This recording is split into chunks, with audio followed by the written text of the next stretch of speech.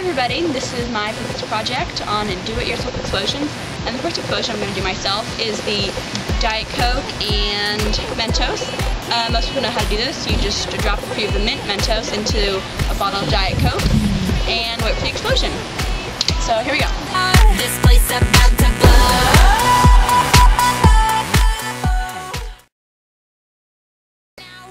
Hi, our next explosion is baking soda and vinegar. So we poured the vinegar into this water bottle, and we put some of the baking soda into this little thing of Nova paper.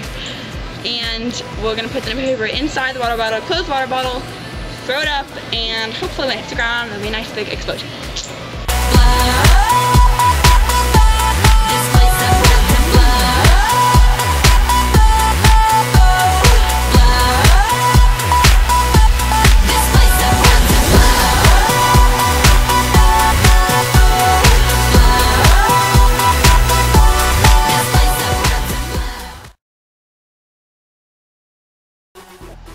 Hi, our next explosion is a flour firebomb, and you just take flour and you blow it, and so the flour in the air, you blow over candles and the candles catch it and it makes a huge fire explosion.